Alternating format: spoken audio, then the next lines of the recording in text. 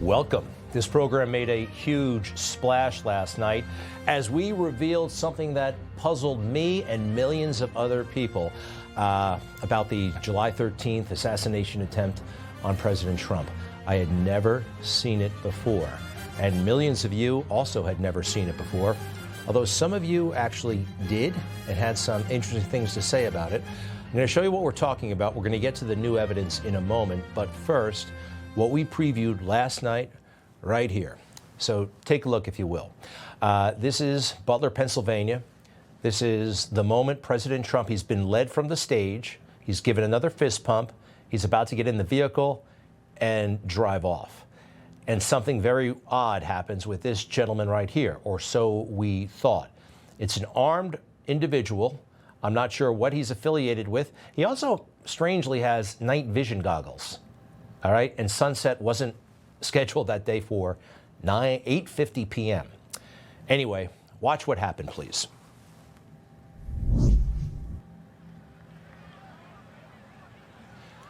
President Trump is in the vehicle, and this individual appears to be aiming his rifle right at the cabin, right at the windshield. And then he puts his weapon down. It's strange. But there is an explanation. But first, there are a lot of people who had a motive to kill President Trump, and they're still out there, and they're still talking about it. And these are very, very, very powerful people. One of them, the former Vice President of the United States, Dick Cheney, who seemed to give moral and legal justification to kill President Trump. In our nation's 246-year history, there has never been an individual who is a greater threat to our republic than Donald Trump. Let's put those words on the screen. How about that? Think about that. Our 246-year history, never been an individual who is a greater threat to our republic than Donald Trump. Hitler, Stalin, Hirohito. I mean, for crying out loud, we were almost taken over a couple of times during World War II. That is such an incendiary, dangerous, and false thing to say, but maybe he really believes it. And so does his daughter, of course, Liz. In her silly book about the January 6th committee, she writes this: "My father gave me a hug. Then he looked at me with steel in his voice and said, 'Defend the Republic, daughter.' 'I will, Dad,' I said, 'always.'" Given that they believe that President Trump is a threat, the #1 threat this country has ever faced, yeah, I'm deeply suspicious. And folks, we don't have answers to questions, and most questions, quite frankly, haven't even been asked. The forums so far have been completely inadequate. I'll say this, for the JFK assassination investigators and the Warren Commission, at least they went through the motions of pretending that they tried to find out what really happened. All these august people from all walks of life, captains of industry, politics, they come together, 9 months, huge report. Now, we don't believe it, but at least they tried. What do we have? What do we really have about Butler, Pennsylvania, and West Palm Beach, for that matter? Well, remember this guy? Temporarily the director of the Secret Service. Listen to this.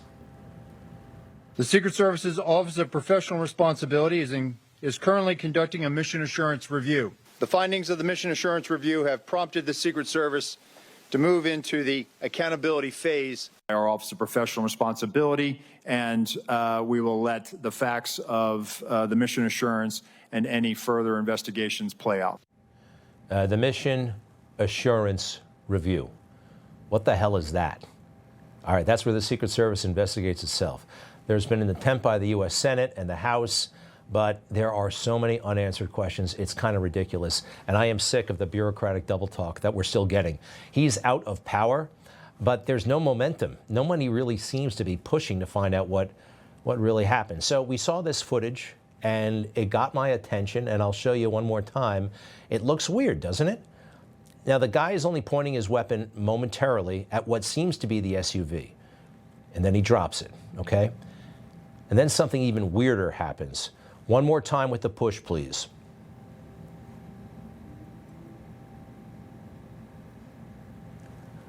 All right, so we put this on social media, and sometimes the smartest people are out there, right? They'll just tell you. Most people had never seen this before or never noticed it, but some people did. It's got millions and millions of hits on my social media page, at Greg Kelly USA. President Trump. And we just kind of talked everybody through it. But here's what somebody, and actually a couple of people, provided. Take a look at this picture, if you would. This kind of spells the whole thing out. The gunman, the uniformed gunman, was some distance away. You see that? He's all the way over there. Now, it was an optical illusion, but folks, we still have something very serious going on here. How far away was that man with the gun? Approximately 30 to 40 feet. That's the estimate we came up with. That's interesting, and it's necessary to point out. And we also know that the guy, it's the same guy. We put the picture together, and it's the same guy from both angles, all right? Now, again, the night vision goggles got me a little bit, I don't know. All right, so can I tell you this, though? There's something else going on here. And I'm not a big numbers guy, okay? You know, numerology and astrology. But the assassination attempt of President Trump happened July 13th, okay? Last night was April 22nd, fair enough, which was 9 months and 9 days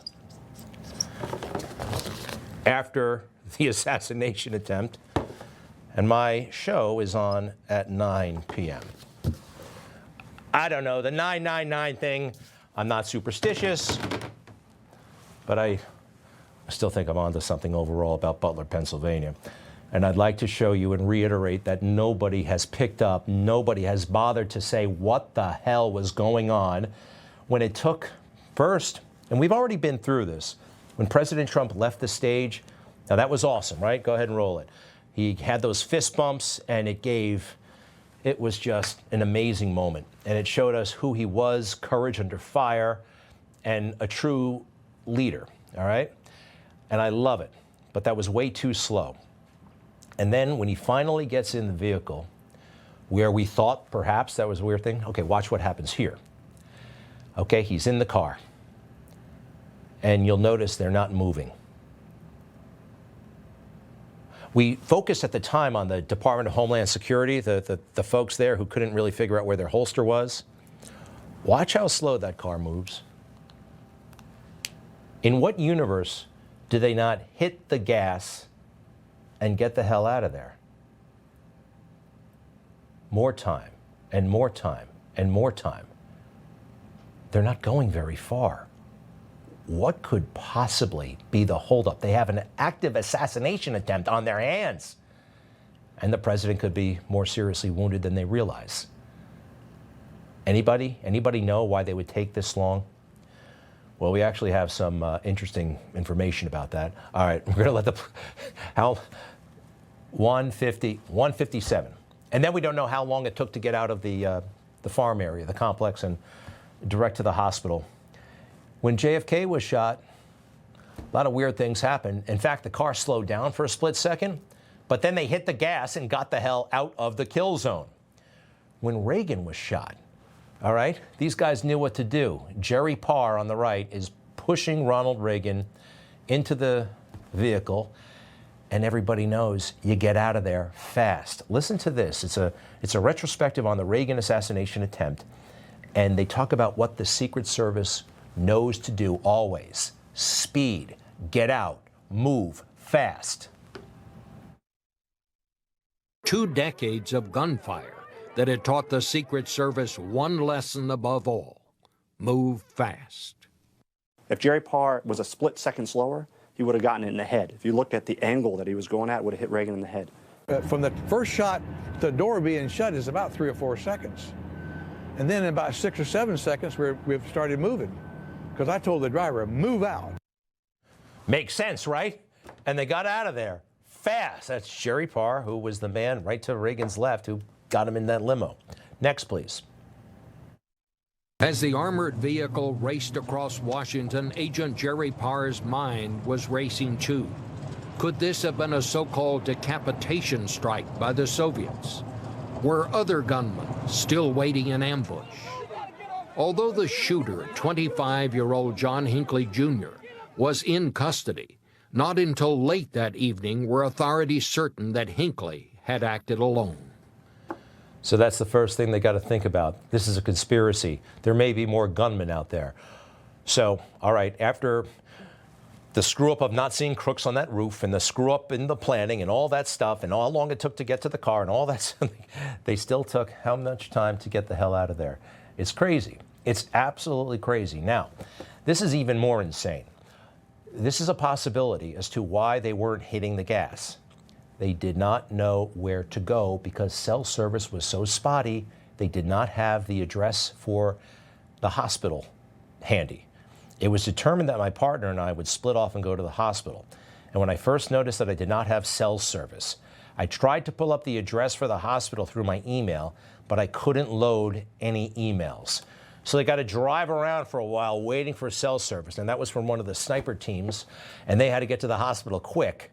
It wasn't written on their arm. I mean, that is, that's something, isn't it? Hey, I've never seen this before. Actually, I did see it about a day after the assassination attempt, but it's amateur video from the lobby of the hospital, and they fear the worst. And it's almost like a miracle happens. And a miracle did happen. They think that President Trump was shot in the head and he's mortally wounded. Watch their reaction when they actually see him on his feet. Oh yeah, we're front row, and my friend saw blood coming out of his head. Oh my God! Oh Jesus! There he is. Oh, there he is. There he is. There he is. There he is. Oh, thank God! He's walking. He's walking. He is walking on his own. I'm right in front of the door. I'm in the window. Okay, he's walking. He's walking. Thank you, Jesus. He's walking. He's walking. You can hear the joy and the relief, right? We never really get a good look at President Trump, but he's walking. Thank you, Jesus. President Trump is not out of the woods by any means. He is the most targeted man in the world, and it looks to me that very powerful people still want him dead. And just today, his home and office in New York City was stormed by environmental activists who defaced the property. Take a look. Piece of shit, bro.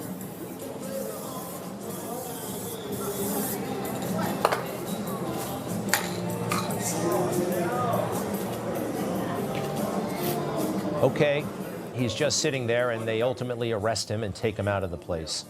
But I'm very surprised this was able to happen. By the way, what if he had a weapon? What if he had a bomb? What if he had anything? 2 months ago, the same damn thing happened.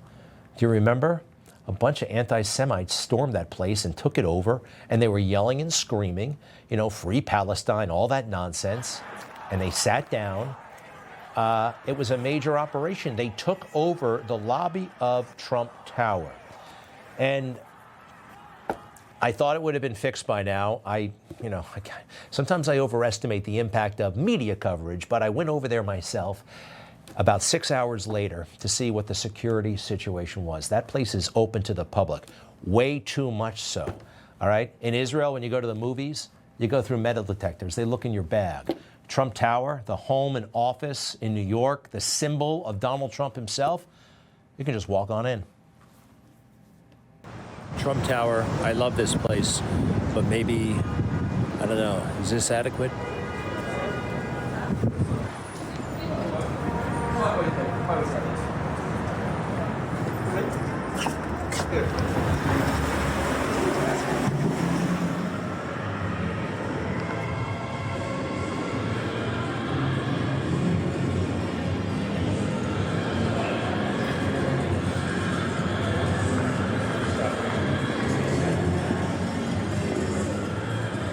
I mean,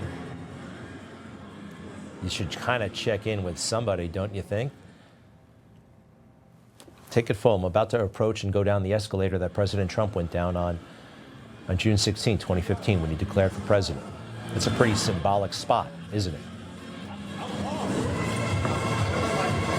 So I understand it's open to the public, and we want to keep it that way, sure, but you got to have some measure of security. How many more lessons do we need? This is insane. Information. Truth is freedom. is Newsmax. It's real news for real people.